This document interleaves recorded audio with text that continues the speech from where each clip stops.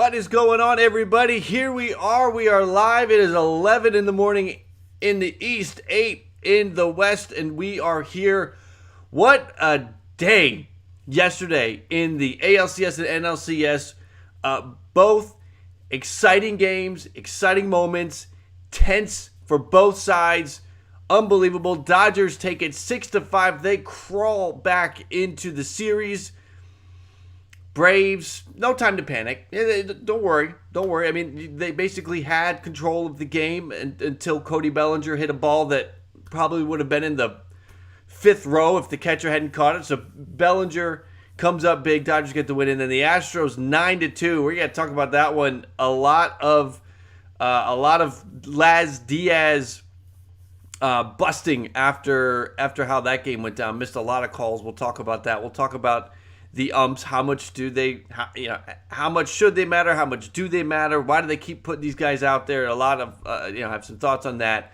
So the Dodgers get back in the series.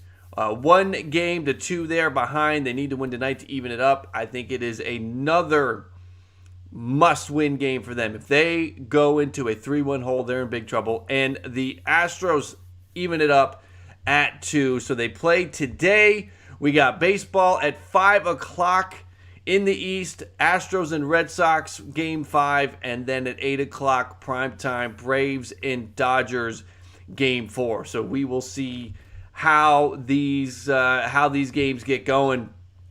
But you're going to have Valdez and Sale for the first game. And then the Braves are going to go with the bullpen day, and Urias is going for the Dodgers. How long will Dave Roberts let him pitch is, I think, the big question here. So, big game, exciting day of sports again, and we're gonna talk about it all. We're gonna talk about it all right here, right now. So, let's see. I'm having a technical glitch on my screen. I want to see if I can get rid of that. I don't know if it's possible. Let's see. Yeah, something's glitching out, but I think I can work through it. You guys don't need to worry about it. I don't think you see it. I see it, but we'll deal with it. All right. Let's see. Hey, Steve, welcome in. Good to see you again. Again, if you're here, if you've been here all week, I appreciate it. If you were here yesterday, welcome back. If you're here today for the first time, whether you're checking it out live or checking out the replay, I appreciate you being here. All this week, 11 o'clock. Next week, 11 o'clock. The plan is to keep going with these 11 o'clock streams Monday through Friday, so make sure you hop in and let me know what you think about the game. Steve, what did you think about the games yesterday? Is there anything to let you feel like the momentum has shifted? Yesterday, we went into those games. I still felt like I don't feel like that much has changed. I'll be completely honest with you. Yesterday, it felt like the two series were over. It felt like Atlanta was going to win, and it felt like Boston was going to win. I know Houston had to come back. I know the Dodgers had to come back, but I still feel like this is the Braves series, and I still feel like this is the Red Sox series. The Dodgers can switch that tonight if they get the win, but they have to step up and sort of keep that sense of urgency going. And as far as the Astros go, I don't think I trust the starters that they're going to roll out there moving forward. That's just my take on that. So, again, the Dodgers bounce back. And let me get a couple things here. Sorry, guys. There we go. So the Dodgers get the bounce back. They needed to do that. Seager gave them the lead early and a little bit of momentum with that home run off of Morton, but then Morton settled down, got things going, got it together, and got through. Didn't allow another run. We talked about it yesterday. Walker Buehler, the 4th inning, for whatever reason. Yeah, again, I equate it to the opposing team sort of sizes him up the first time through, and then they strike the second time through, and they got to him in the 4th inning. In this game, it's 5-2. The Dodgers needed a moment. They got a moment with Corey Seager and the home run. And then you get Taylor gets on base. You get a situation where he gets a steal, big steal from Chris Taylor there, and then Betts Betts comes up clutch. Betts has not been killing it in this postseason, but he's been big. He's been coming up big in moments. William, welcome in. Good to see you. Braves win.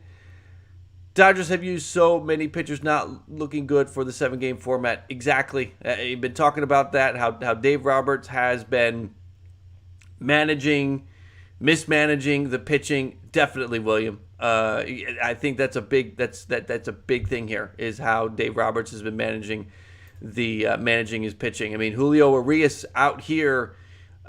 This is game 4.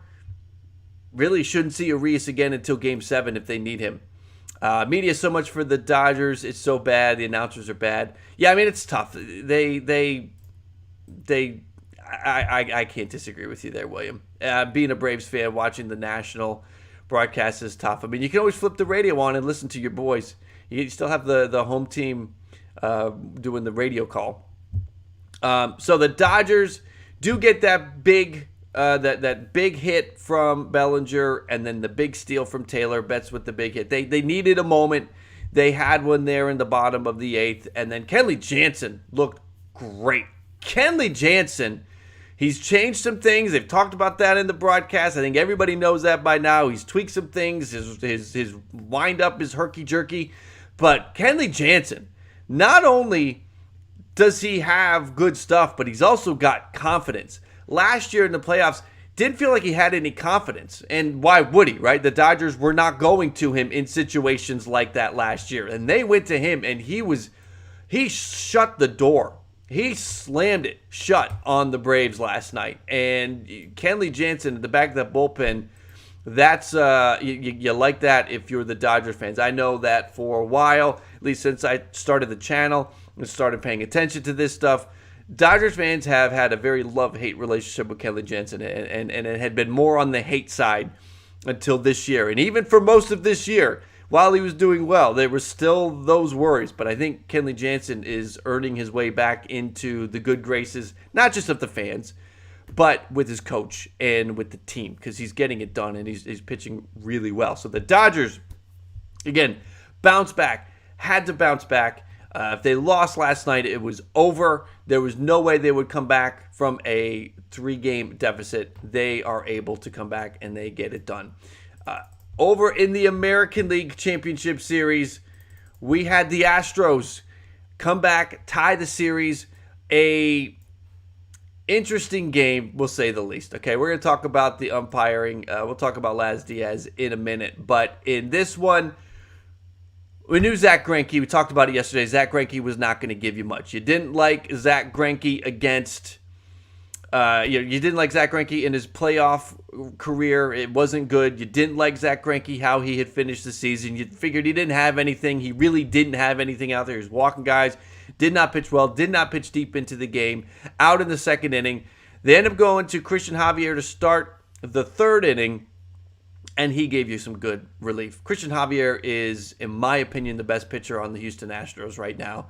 And he stepped up yesterday. They're going to need him again. He pitched 3 innings, so you're obviously not going to have him for Game 5. But you'll have Game 5, then you'll have a day off. I think you'll probably see Christian Javier if the season is on the line in Game 6. If they don't need him in Game 6, he is going to be a major factor in Game 7. Christian Javier is a good pitcher. I like him. Let me get to you, Slinky. Do I like Danny Jansen? A quick sideways Blue Jay question. Sometimes. I'll put it that way. So my son is a big fan of Danny Jansen. True Blue Reef. I was at the Dodger game yesterday. Fans were not leaving like commenters were saying. I heard that too. Yeah, I heard that too. That crowd looked fully juiced and fully jacked. I'm with you. I didn't. Maybe a few fans left, but it wasn't the mass exodus that I think some people have talked about. Let's see. Steve Urias goes 4, and then their tax relief pitchers. Braves have to turn the bases to move the lineup. William, the umpires in both series makes you feel MLB ready.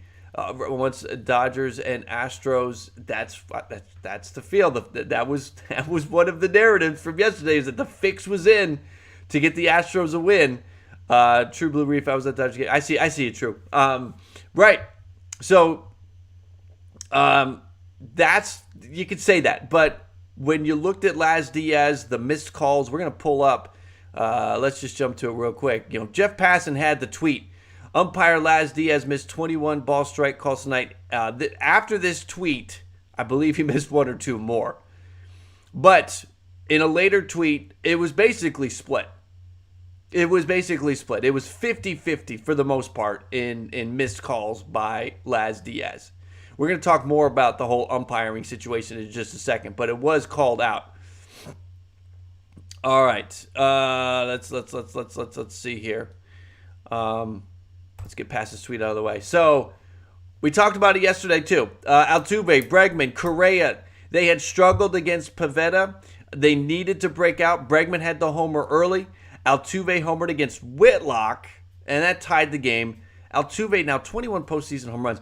It's really a shame what happened with Jose Altuve. I know Astros fans, you love him, but he's got the third most postseason home runs, and I know they play a lot more games now, so it's not fair to compare Jose Altuve's home run total to like Babe Ruth or Mickey Mantle or things like that. But the home run rate is impressive for Jose Altuve. It's too bad that we all outside of Houston hate Jose Altuve, because what he's done, whether some of it was aided with garbage cans or pitching, or little buzzers, I don't know. If he had done it on the up and up and there was no question, then I think that you have a Jose Altuve is looked at as Derek Jeter. If Jose Altuve doesn't have all that sideways stuff, all that garbage can and buzzer and all those clouds around him. But he has a homer. That team goes as far as those three will take him. I think we can all agree on that. Altuve, Bregman, and Correa. It goes as far as those three will take him. I know you got Tucker, Brantley, and Alvarez, and they are big. But it goes as far as those other three will take him. The experience they have. Correa's up there too in terms of postseason home runs. So it goes as far as those three are going to take them.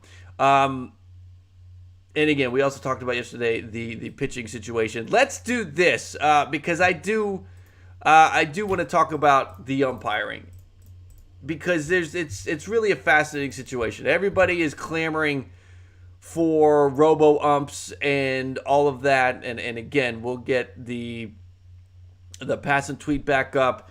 Did the umpiring cost the Red Sox that game?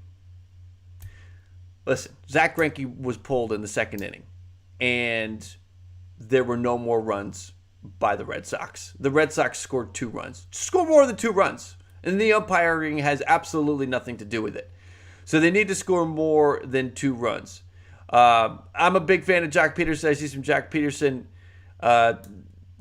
being mentioned in the chat. Big fan of Jock Peterson here too. Love Jocktober. Rock the pearls. Right on, Steve. So you got a situation where it just score more runs. 2 runs isn't going to get it done, no matter what. So they didn't score enough runs, but the umpiring is not good. It gives ammunition to everybody that wants the robo umps. Let me ask you this. We had 22 or 23 ended up being the number of missed calls.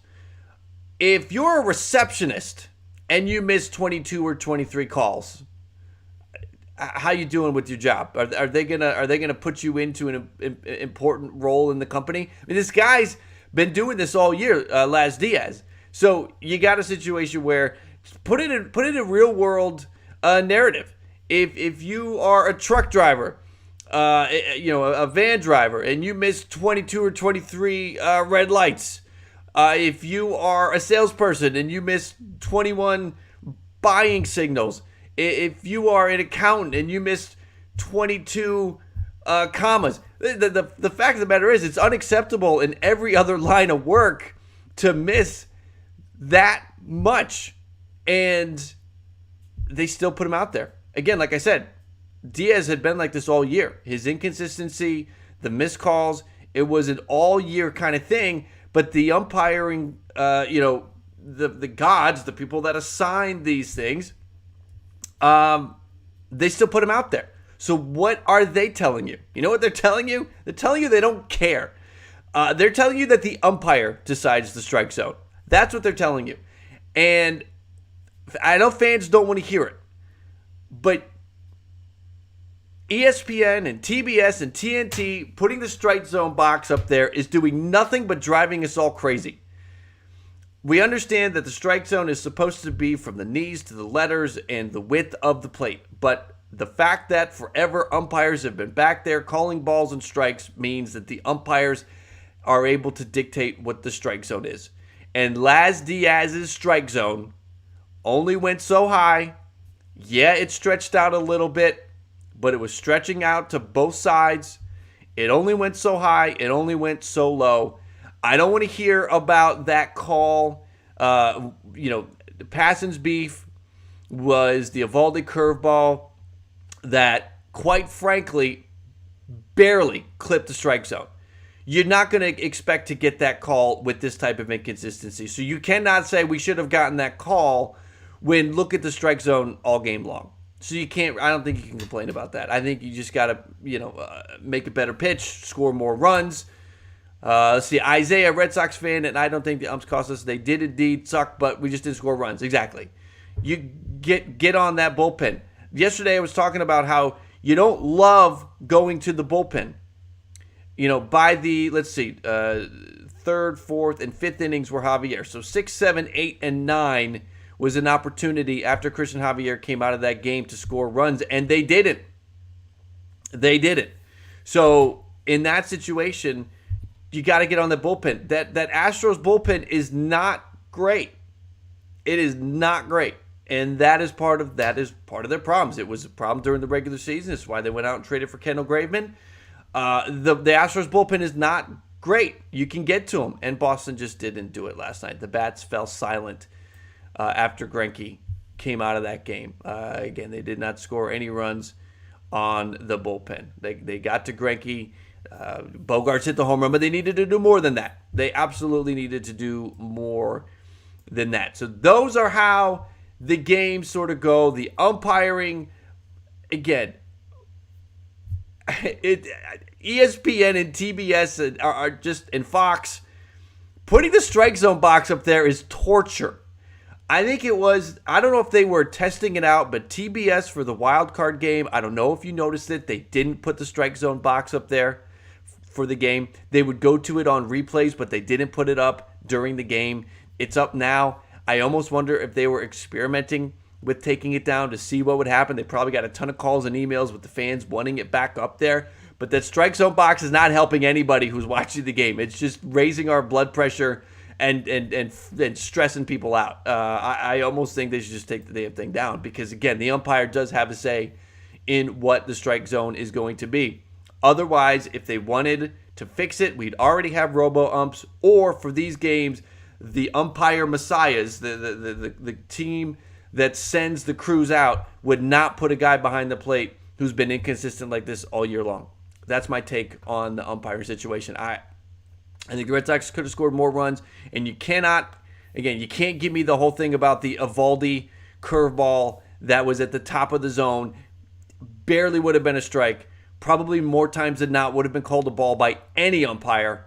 It's not on the ump. That call, that play, Castro ended up, getting the base hit, and then the whole thing unraveled and snowballed on them. That pitch, you can't put the game on that one pitch.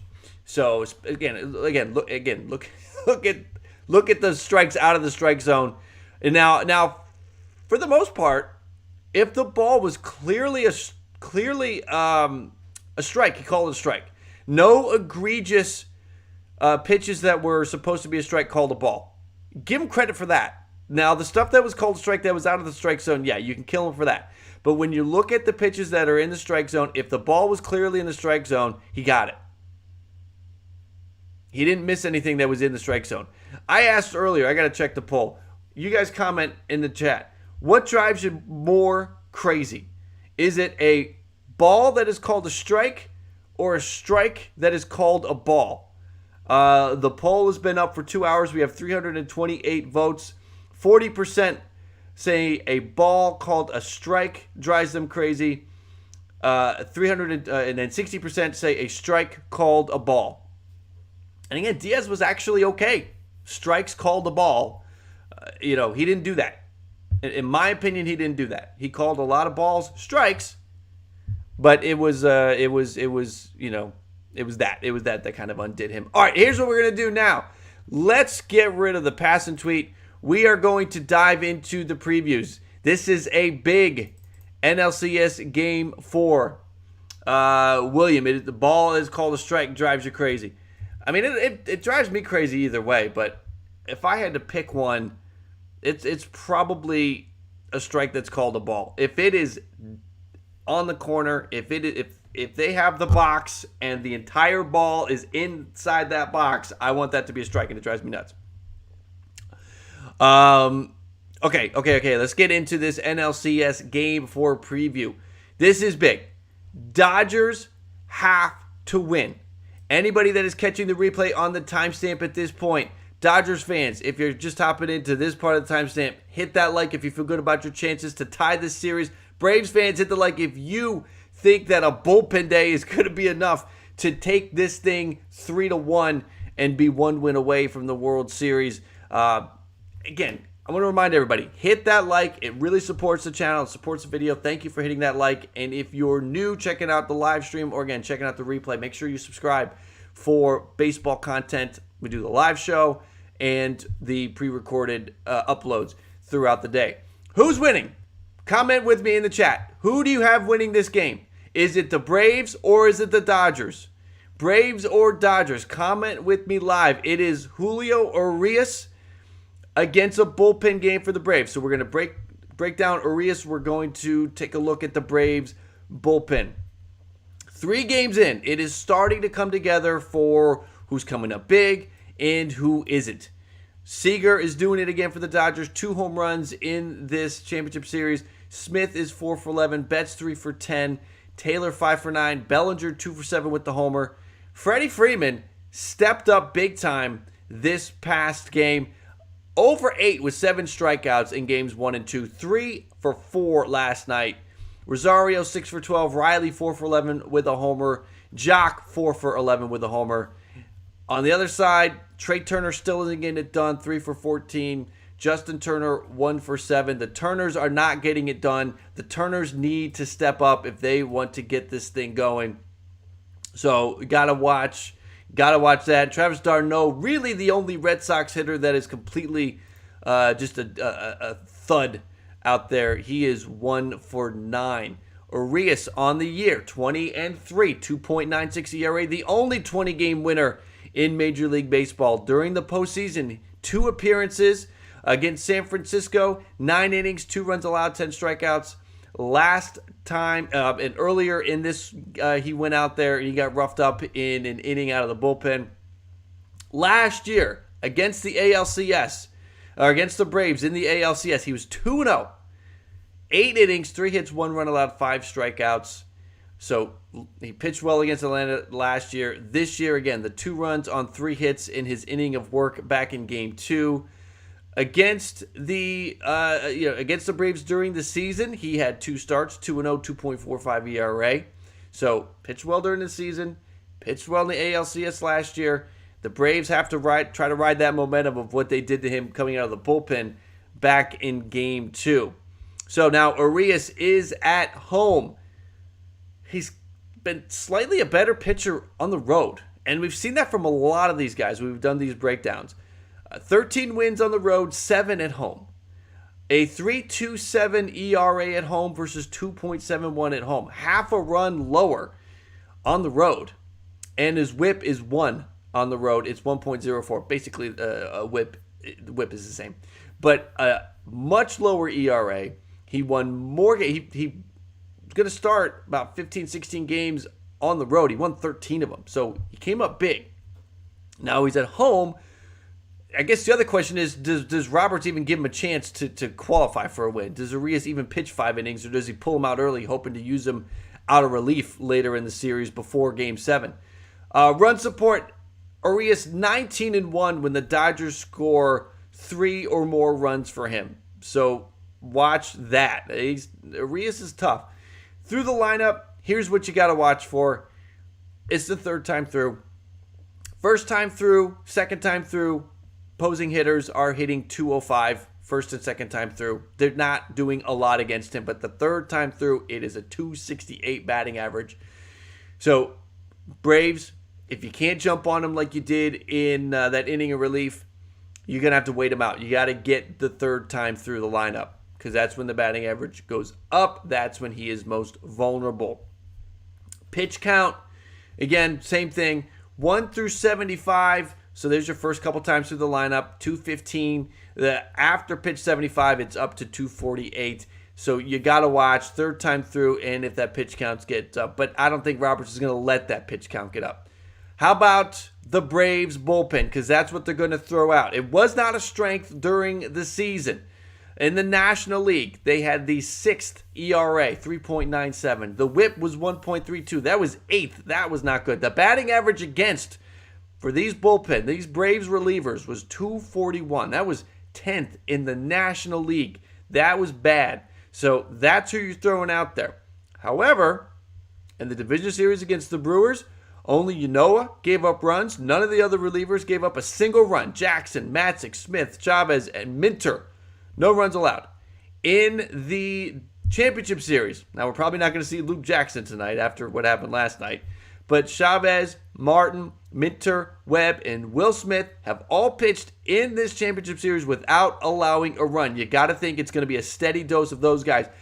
Bullpen is stepping up. During the regular season, it was not a strength, but right now, the bullpen pitchers are stepping up, and that is big. Now, personally, I don't like the idea of a bullpen day for the Braves here, but all they have is Anderson, Morton, and Max Fried. They can't go. It's not time. Fried needs another day. You go with Max Fried if the series is tied at 2. I think you probably feel comfortable about that. And then you basically, if the Dodgers can win this thing, if this thing goes 7, they're lined up to go Fried, Anderson, and Morton. Braves you gotta take that. You gotta like that. So ultimately, though, I don't love the thought of a bullpen day, but the Braves don't have anything else to do. How do the Dodgers win? Let Julio Urias pitch. Let him get deep into the game. Jump on that Braves bullpen. Try to expose that bullpen.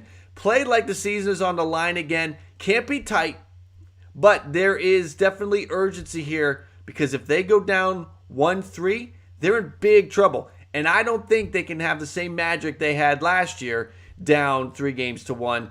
There's no Muncy. Justin Turner's giving you nothing right now, so they have to win this game. Absolutely have to win this game.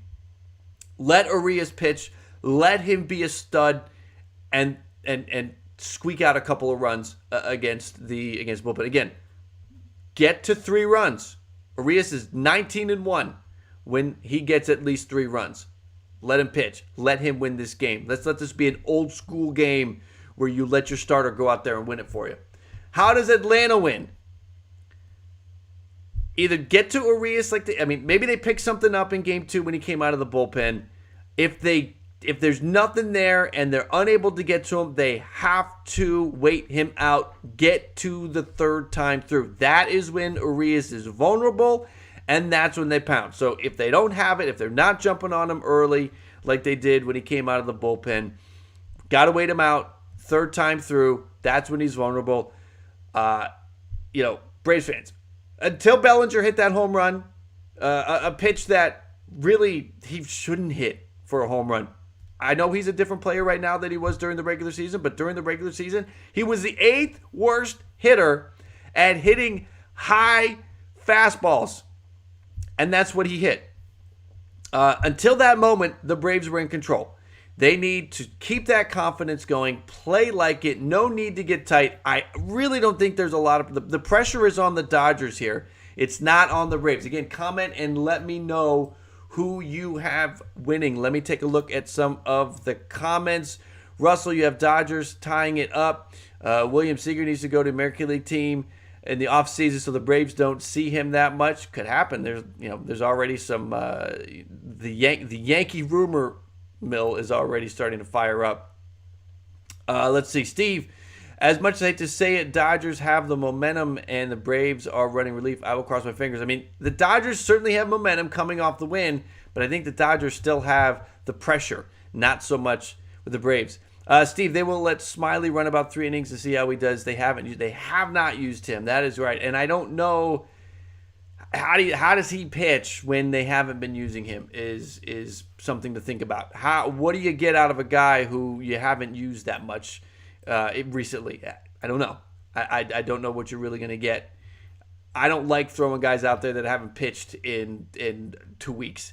And Smiley has not pitched. I don't think Smiley's pitched at all in the postseason.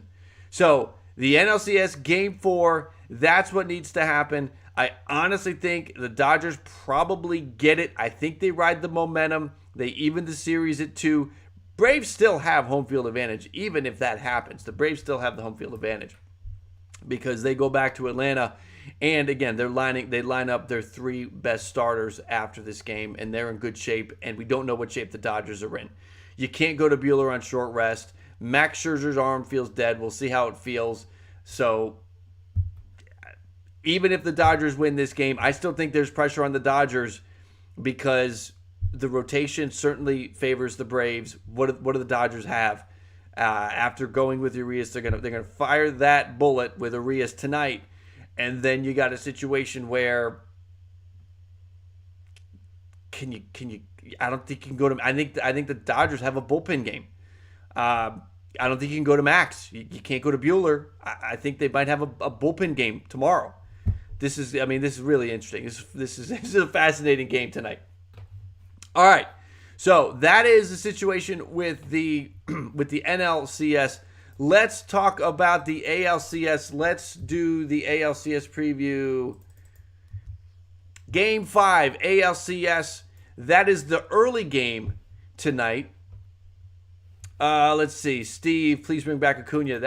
We're going to be talking about free agency, and Acuna's timeline is very fascinating to what the Braves could end up doing during the offseason. All right, let's focus on ALCS Game 5. This is a big one, right? The winner takes the advantage in the series. I don't know if any team really has overwhelming momentum. Yeah, the Astros end up running it up on Boston. They're late, but until the end, it didn't look like anything was really going Houston's way, and the pitching is a mess. So this game is a big one to tip the scale and see who gets it. So, Red Sox fans, hit that like if you feel good about your chances tonight. Astros fans, if you're taking the 3-2 lead, you'd like to do that because you take home field advantage back if you can do that, because you go back to Houston. You're guaranteed to go back to Houston if you can win tonight. And again, subscribe if you're new, if you're just checking things out.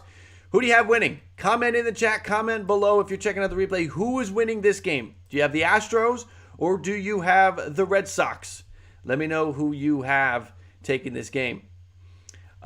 Steve Mammon, you want Acuna back now? I don't know. I do think Muncy could come back and play with one arm. I don't know if Acuna could come back and play with his injury. I think Acuna's got to get well. Muncy could probably come out there and just hold the bat with one hand and be fine.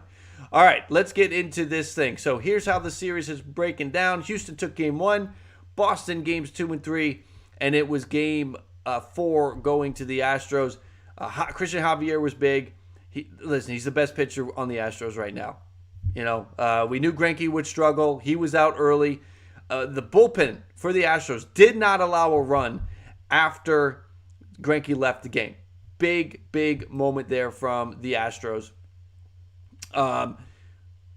Houston has the big 7-run ninth. The ball on Castro that people are upset about, it just snowballs. And again, I think that having that pitch being called the ball, you can't be that upset about it.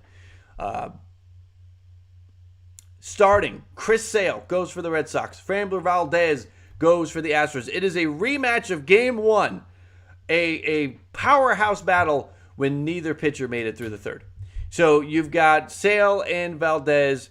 This is going to be interesting. Let's talk about the bats first.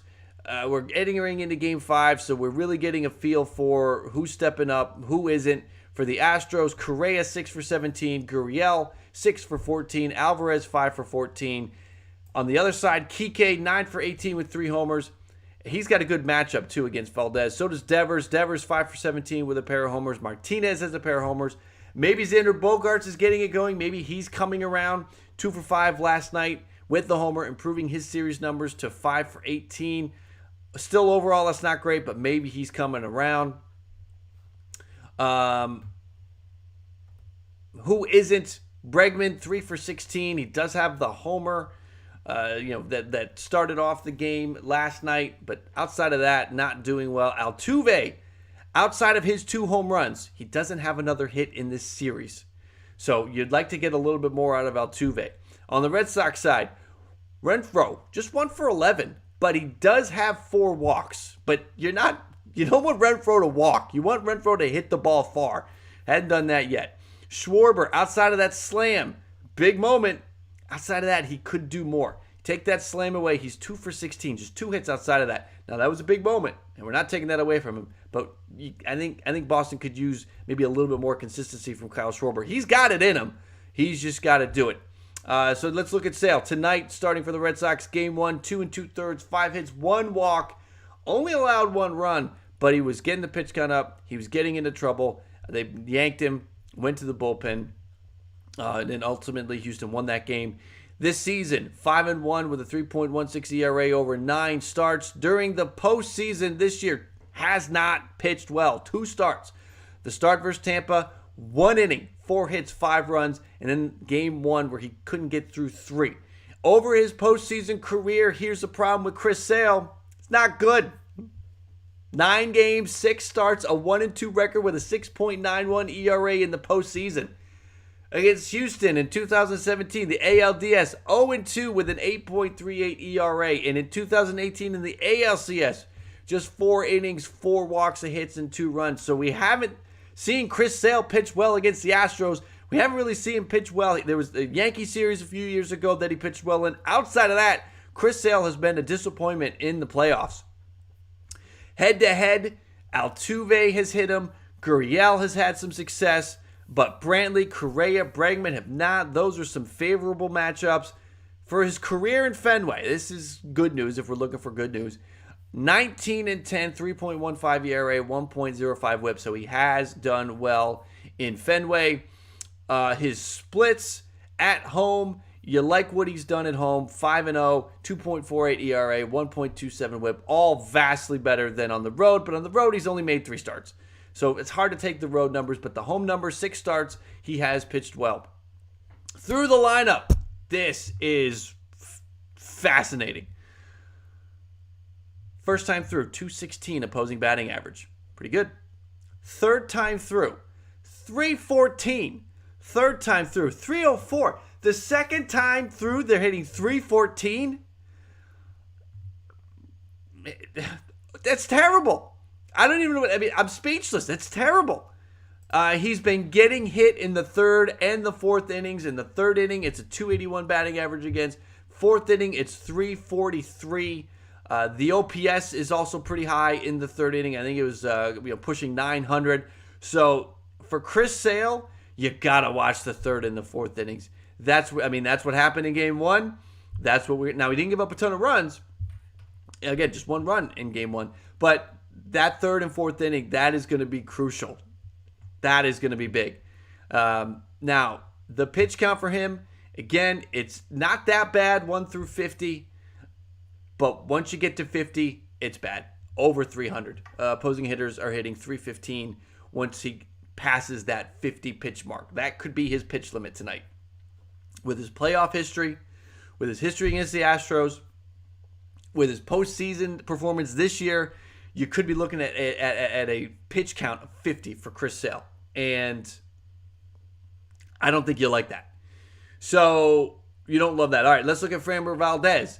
This season, 11-6, 3.14 ERA over 22 starts. This postseason, just the 1 start against Boston, 2 2/3, 6 hits, 3 walks, and 3 runs allowed. Houston was able to win that game, though. Postseason career, he's been good. 3-1 with a 3.19 ERA. Now, he hasn't pitched as much as Chris Sale to, get a negative track record thrown in there. But for what you've seen from Framber Valdez in the postseason, he's pitched well. Head-to-head against Boston this year, had pitched well. 2-0, 1.26 ERA, 18 strikeouts in 14 innings. but they roughed him up in game one. I really thought Valdez was going to go out in game one and pitch well because he'd done well in the playoffs, because he had done well against the Red Sox this season, but he didn't. So how does he go tonight is a big thing to watch. Kike has hit him well, 3 for 11 with a homer during the regular season, was 2 for 2 against him in game one. Devers also good, 4 for 9 lifetime between the postseason and the regular season. So those two got to set the table. If I'm Boston, I have Kike and Devers 1-2, and then we got, JD, we got Verdugo, but we line up the guys to try to drive them in. On the road, he's pitched better on the road. So this might be a good situation for him against Boston. 6 wins on the road, a 2.88 ERA and a 1.13 ERA on the road. That is much better than at home. He's got a 3.45 ERA at home and a 1.37 WHIP. So much better. Almost a run better on the ERA, and again, 1.13 to 1.37 on the WHIP. Much better. He's a better pitcher on the road. Tough innings. Listen, here's the thing. He starts strong. The first inning is his best inning, a 169 batting average against. He's only allowed 6 runs in the first inning all year long. It's the second inning that teams can bounce back on him, a 289 average and an ERA of 5.73 in the second inning. Second inning is a big moment. That's a lot of times you get to the heart of the lineup there. Big moment there in the second inning potentially for the Red Sox. Now in game one, it was the third inning that they got to him, but you're going to have to watch that. First inning, can Kike and Devers get it done, or is Valdez what he was throughout the season with that tough 169 batting average against? And then in the second inning, it's JD Martinez and Alex Verdugo, Hunter Renfroe getting to him. That'll be interesting to watch. Now, he does get stronger as the game goes on, though. Despite that second inning, he gets stronger. First time through, a 233 average. That's including, that second inning. But in the second inning, it's 217, and in the third inning, it's a 203 batting average against. So you got to watch the first and second inning. Is he dominant in the first? And in the second inning, can the Red Sox get to him? How does Boston win? Kike and Devers need to set the table. In game one, Kike led off. I do that again. I think that'll happen anyway. They're not going to lead Schwarber off against a lefty pitcher. So I think he's probably leading off. They need something out of Sale. All right. They need 4 shutdown innings from Chris Sale. And get a lead. Get a lead by that point. Sale's got to stay out of trouble. Go talk to Eduardo Rodriguez and find out whatever he did to turn things around, because Rodriguez was set up you looked at all of his numbers to get rocked in his start, and he was great. Chris Sale, go talk to Eduardo Rodriguez and figure it out. I think you'll see Brazier, Taylor, and Tanner Houck in this game. Might need to be a big step-up game from Tanner Houck. How does Houston win? Houston hit 270 against lefties during the regular season. That was second best. And in the postseason, they're 31 for 90. 344. That's second best behind the White Sox. And the White Sox only played one series. So more at-bats for the Astros. Throw in the Sale struggles by the third or fourth inning. A pitch count reaches 50. The bats could jump him by the fourth. They need Valdez to bounce back and pitch well against the Red Sox like they did during the regular season. And if that can happen, then the Astros can take the 3-2 advantage back to Houston and try to get that done. Comment again. Let me know who you have winning the game. Step back, Wolf. Do I have the Braves or Dodgers tonight? I don't like that the Braves are going with a bullpen game, so I would take the Dodgers in this game if I was picking the game. That's the way I would go. So that's our preview of the ALCS, our preview for the NLCS. I do want to take a moment. I want to remind everybody, if you haven't checked out the channel lately, make sure you do. I've got a few things up that I think you might like. If you haven't seen it yet, Squid Game, MLB Squid Game, I put together a video. If you've seen Squid Game, you know how grotesquely fascinating that game is. I did a Squid Game version with MLB. I would love for you guys to check that out. That is posted on the channel. And then also last night I posted the Blue Jays payroll increasing. I hope you enjoy the thumbnail at the very least, even if you don't like the video, with all of the cash stacked behind Atkins, and he's tossing a wad of cash up in the air. So the Blue Jays are going to be increasing their payroll. Did a video breaking down the money they have already allocated, essentially, and then what they could do with the money. So make sure to check those out if you haven't yet. But we can talk about some free agents. Let's dive into the free agents. You guys let me know, what direction do you want to go? I was planning on going sort of under the radar free agents. We can also talk about the Jays and what they might do. Steve, take it easy, buddy. So let's dive into some under the radar free agents, because dude, the big names, they're out there, right? And there's going to be, everyone's going to want the big names. There are a bunch of guys that I think are sort of under the radar that might not grab the attention when they sign, but could be impact players moving forward. Step back, Wolf. Arias has to pitch well. He definitely does. Arias needs to be an animal tonight. Old school game. Arias needs to go. They need to let the starter go out and win the game. Need 7 innings, no runs from Julio Arias tonight. Under the radar. So let's do this. Step back, Wolf. Seager going from LA, probably. Honestly, I think if I were to pick all the free agents, I would re-sign him. I am going to have a video of top 10 must re-sign, one from each team. If a team can re-sign one player, who are the top 10 that need to be re-signed? I think it's Seager, just because of his age. With Kershaw and with Scherzer, you're going to be paying for some down years. With Seager, should be nothing but up, good years. But anyway, yeah, it is starting to look that way. Let's talk under the radar. Let's go position by position. We start with the catchers. I got Roberto Perez as maybe the under the radar catchers. Catchers are not a good free agent. There's not a good free agent pool for catchers this year. A lot of club options. Even Roberto Perez has a club option, but I think Cleveland probably lets him walk because he had a bad 2020. He had a bad 2021. I'm sure there's all sorts of different things. I think he spent some time hurt. But Roberto Perez, not good with the Indians. Though in 2019, he was one of the best offensive catchers in baseball. 774 OPS, 24 home runs. There are a few guys, when I was looking at the numbers, that 2020 was a bad year. But we kind of, at this point, we've seen enough players bounce back after a bad 2020 to understand, listen, we just need to throw 2020 out.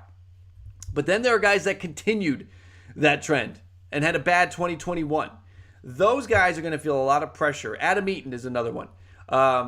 That are going to feel a lot of pressure to have a strong 2022. And I think Roberto Perez is one of them. So I have Roberto Perez under the radar catcher. First base. Don't sleep on Yoshi Tsutsugo. Had a lot of fanfare when Tampa brought him in 2020, but he didn't play well. I don't even think they used him in their playoff run. Started the year with the team, wasn't playing well, went to the Dodgers, didn't play well there. Pittsburgh got him, and he turned it around. An 883 OPS over 144 plate appearances for Yoshi Tsutsugo. So someone's going to get him. That fan base might be like, oh, great. But I think he is the most under the radar first baseman that is going to be available. A sleeper, if you will. Second base, Josh Harrison. Harrison is a tough, passionate player. A guy that if he's on your team, you love him. If he's on the other team, you cannot stand him. Had an OPS of 800 for Washington this year. Went down when he went to Oakland. I think that was just some correcting. But he's a tough player. He's a decent player. Career 719 OPS. Now, his best years are going to be behind him. This will be his age 34 season. But, and quite honestly, the second base free agent pool after Marcus Semien isn't that deep either. But Josh Harrison, of the second basemen that are remaining, he's a tough at-bat. I think Josh Harrison is going to be a good addition for somebody. Third base, under the radar, we're going to go Jonathan VR. I know he's flexible, versatile. He can play anywhere. But he played the most games at third base this past season. Came up big for the Mets. big for the Mets in 2021. Good team cohesiveness last year. Was traded to Toronto. That was kind of in question. He was terrible with Toronto. Bounced back nicely with the Mets. 18 home runs, a 738 OPS. Ended up playing 142 games. When they brought him in, it looked like he would really barely play. If you had an over-under on games played for Jonathan VR of 100, I would have taken the under. And he went way over, 142 games because of all of the injuries. Jonathan VR is only going to be his age 31 season. The speed is not there like it used to be. But I think he could be a good piece, sort of under-the-radar piece for third base. Shortstop, Andrewton Simmons is my under-the-radar shortstop. Now, I know it's a name, and when he signs, you will be aware of it. But with all the big names that are out there, I think he gets lost in the shuffle. I think somebody that gets him might be disappointed that they didn't get Seager or Story or Correa or Simeon. But if they get Simmons, listen, his bat has been iffy, right? We've had years where his OPS was 750, and we've had years where his OPS is 600. So it's up and down. But you're going to get a good glove, and you get waves of consistency and performance with him in his bat. Outfielder, I mentioned it already. I guess I spoiled it. I blew the lead. Outfielder, it's Adam Eaton. Adam Eaton will be out with something to prove, similar to Perez at catcher. 2020 that he would love to forget. 226 batting average with the Nats.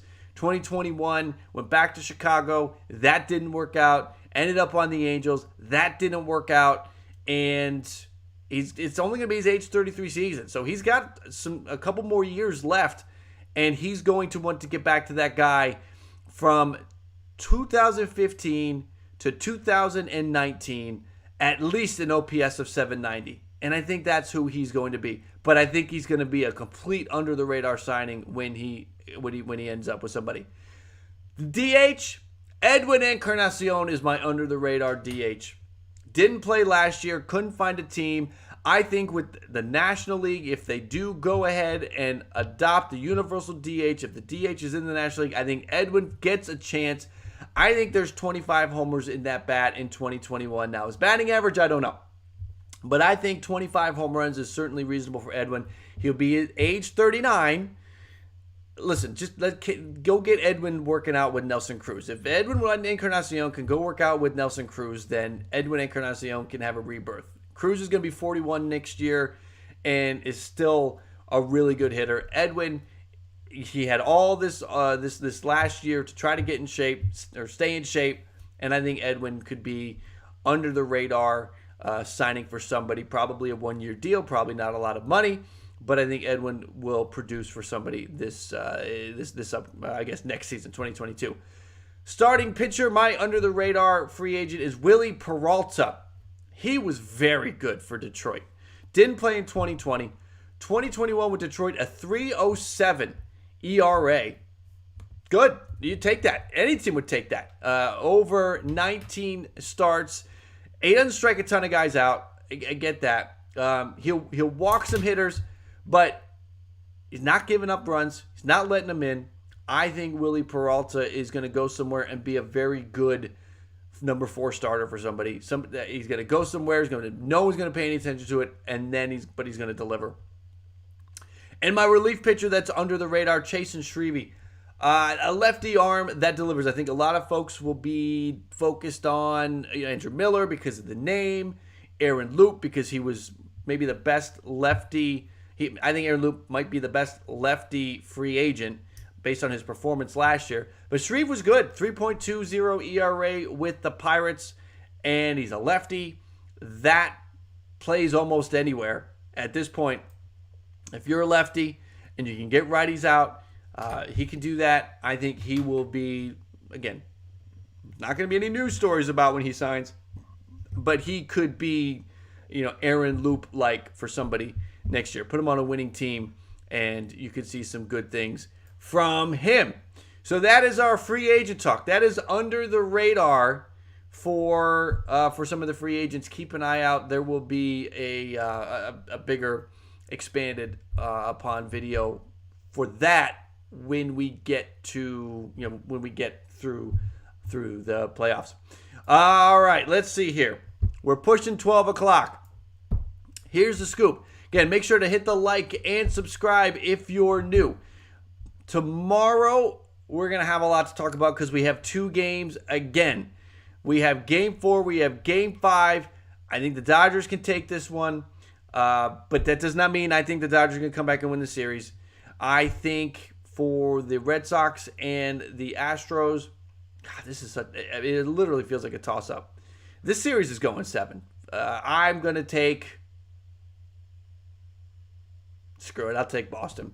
I'll take Boston to win. I'll take the home team to get the win and take the 3-2 lead. The Houston pitching is going to be interesting to watch. So here's the deal. That is going to do it for today. We will be back tomorrow. Again, 11 o'clock in the East, 8 in the West, to talk about, react to the Game 4 and Game 5. There will not be a ALCS game tomorrow, so we'll break down the NLCS game, and we can dive into some other topics. Again, keep an eye out for the poll to see what potential topics there are. We'll see what breaks in baseball, see if there's anything else that we can talk about. I appreciate you guys stopping in and spending some time here on the channel on this Wednesday. I hope you enjoyed the games last night. I hope you enjoyed the game tonight. Step Back Wolf, what's up, brother? I see you with a comment there. I've got to move some things around. You got the Dodgers winning. I think they're both going 7. I think they could both go 7 step back for sure. So again, everybody, I appreciate you coming in, spending some time with the channel. Remember, we'll be back again tomorrow to do this thing live. Again, breaking down what happens tonight and talking about Game 5 of the NLCS. Enjoy the rest of your day, everybody. We will see you tomorrow. Thank you guys for stopping in. Thank you for spending some time with the channel. You could be doing anything else. You spent some time here. I appreciate that. Thank you for watching the stream. And again, enjoy the rest of your Wednesday and enjoy the games tonight. Take care, everybody.